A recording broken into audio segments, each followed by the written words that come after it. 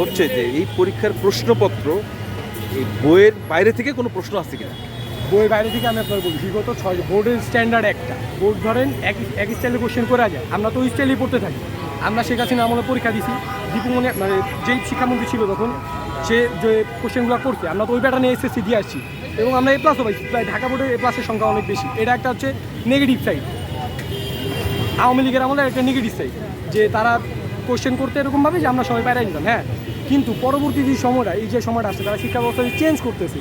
Change করলে ধীরে ধীরে, যেমন একটা কোশ্চেন দিছে গড়মুক্ত পথের, হ্যাঁ, এই কোশ্চেনটা বিগত কয়েক বছরে আসেই নেই, মানুষ এমসিকিউর জন্য হয়তো এটা পড়ে। আমার কথা হচ্ছে যে প্রশ্নপত্রটা কি এই বইয়ের বাইরে থেকে করছে নাকি না বাইরে। বইয়ের ভিতরে আছে? বইয়ের ভিতরে তো আছে, কিন্তু আমাদেরকে তো তাহলে সমস্যাটা কোথায়? তাহলে তো একটা সমস্যাটা পরীক্ষা কেন?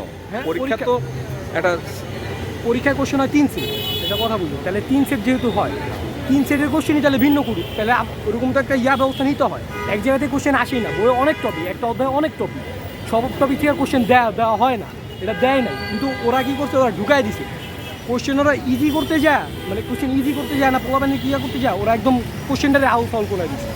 ভেক্টর থেকে একটা কোশ্চেন দিছে, কোশ্চেন দেখার পরে তো ছেলেবেলে মাথা আউল হয়ে যায়। এখন দাবিটা কি?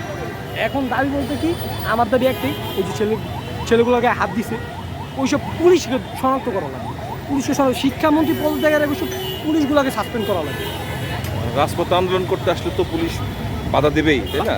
বাধা দেওয়া এক জিনিস, লাঠি দিয়া মারা এক জিনিস, দাঁড়ায় থাকা অপর লাঠি দিয়া মারা এক জিনিস। তো রাস্তা অবরোধ করলে পুলিশ কি করবে তাহলে? পুলিশে তো এই মামলায় কেউ ডাকে নেই, কেউ ডাকছে পুলিশে তারাই পাঠাইছে।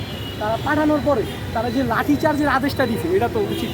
এখন আপনাকে যদি এখানে দায়িত্ব দেওয়া হয়, রাস্তা আপনি অবরোধ করলেন, তাহলে আপনি আমি কি তো করবেন? যা ধামধুম করে যা পিটানো শুরু করবো না, ভয় দেখাতে পারি।